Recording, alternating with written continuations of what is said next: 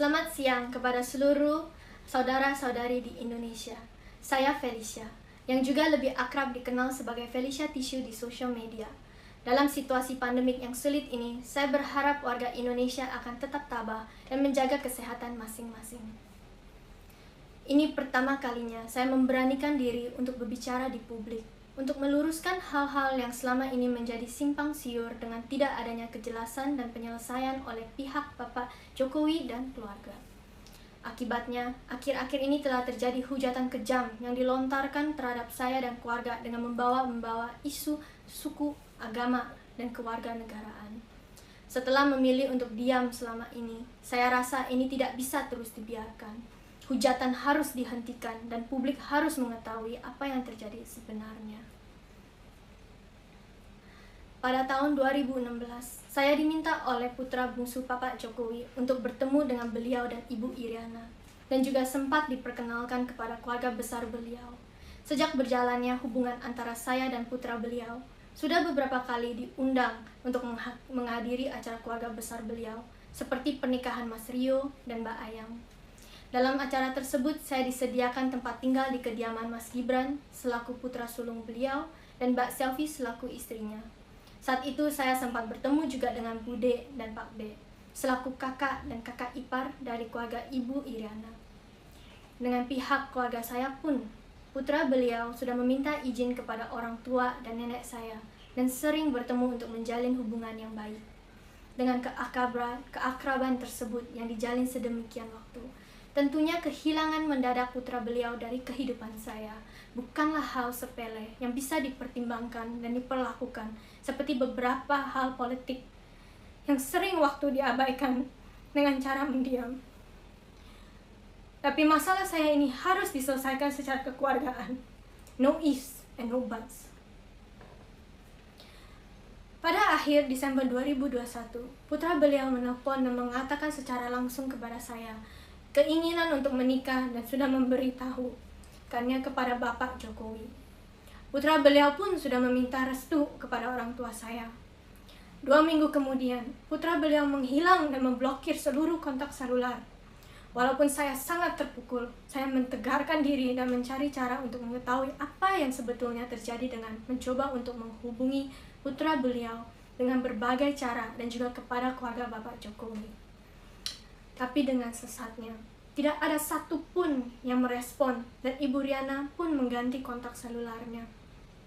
Satu-satunya pembicaraan yaitu dengan Bude yang sempat kaget kepada perilaku putra beliau. Pada waktu itu, saya dianjurkan untuk tidak mengosongkan pikiran dan disampaikan bahwa Bude yang akan coba cari tahu dari keluarga beliau.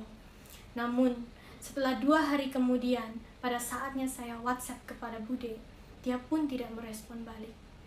Alangkah anehnya. Dan yang lebih kejam lagi, putra beliau tetap aktif di sosial media Twitter, tetapi saya diabaikan begitu saja tanpa kabar dari semua pihak keluarga Bapak Jokowi. Namun, dengan demikian saya pun tetap berusaha untuk menulis surat tangan yang dikirim langsung dari Singapura ke Indonesia dengan tujuan kepada Bapak Joko Widodo. Isi surat tersebut meminta untuk hal ini diselesaikan secara kekeluargaan, karena dampaknya akan sangat berat bagi saya apabila tidak ada penjelasan dan penyelesaian dari pihak beliau. Sebagai wanita sederhana, saya tidak ingin kehidupan pribadi saya menjadi konsumsi media, apalagi ditambahi oleh hujatan-hujatan yang seharusnya tidak terjadi. Namun, sayangnya surat itu pun tidak direspon. Dengan situasi tersebut, saya tetap memilih untuk diam tanpa memberitakan apapun ke media, walaupun banyaknya media-media yang coba untuk mencari tahu. Saya tetap berharap ada etika yang baik dari pihak keluarga beliau untuk menyelesaikannya secara kekeluargaan. Tetapi di saat putra beliau menghilangkan semua foto-fotonya di halaman Instagramnya, berita mulai muncul. Nenek saya yang sudah berusia 84 tahun menelpon untuk bertanya. Namun saya hanya bisa menyampaikan, belum tahu Ama, tapi jangan khawatir ya. Karena saya mengkhawatirkan kesehatannya. Tetapi nenek saya tetap menempuh perjalanan ke Istana Bogor untuk mempertanyakan ada apa sebetulnya dengan putra beliau. Sayangnya, perjalanan itu sia-sia. Dinding istana begitu tebal dan tidak ada seorang pun yang menjawab pertanyaan nenek saya. Akhirnya, badai tidak bisa lagi terbendung. Pada tanggal 7 Maret 2021, 2 hari sebelum perayaan ulang tahun saya, saat media online mengungkapkan foto kebersamaan putra beliau dengan sosok wanita yang saya kenal sebagai karyawan perusahaannya. Mulai saat itu, foto-foto mesranya mulai beredar luas di media online, dipertontonkan kepada publik. Disitulah ibu saya merasakan dengan pedihnya bahwa anak putri satu-satunya telah dikhianati oleh putra beliau dan perilaku kejitnya diperbolehkan oleh beliau sendiri dan keluarga. In all honesty, it was an immense blow for me and of course my parents who saw me in distress and confusion. They could not bear to see me treated with such unfairness. Dan makanya ibu saya yang pertama mengutarakannya melalui Instagram pribadinya. Niatnya bukan untuk memperkeruh, tetapi karena tidak ada jalan lain lagi. Satu-satunya adalah menyampaikan perasaan hati dalamnya bahwa putrinya telah diperlakukan secara tidak wajar. 5 tahun hubungan saya dengan putra beliau bukanlah waktu yang singkat. Saya sangat terpukul dan tidak bisa berkata apapun. Namun, saya beruntung karena ada ibu dan kakak saya yang mewakili saya, dan keluarga besar yang menguatkan saya.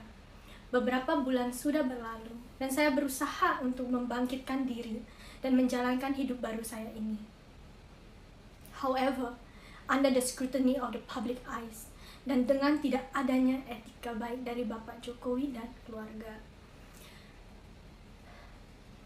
telah memberikan peluang untuk orang-orang di sosial media untuk menggoreng dan menghujat saya dan keluarga, seperti ibu dan nenek saya, sampai saya pun secara langsung dihujat secara ras, agama, suku, kewarganegaraan, dan juga dengan menggunakan kata-kata kotor yang merendahkan harga diri saya sebagai wanita. Bisa dibayangkan dampak beratnya untuk saya dan keluarga. Saya rasa Bapak Jokowi yang juga mempunyai anak perempuan dan juga cucu-cucu perempuan bisa merasakan sebagai orang tua apabila ini terjadi kepada pihak beliau. Saya ingin tegaskan, ini bukan masalah jodoh atau tidak berjodoh, tapi masalah etika dalam penyelesaian masalah kekeluargaan. Saya ingin bisa menjalankan hidup saya dengan legowo tanpa selalu diusik.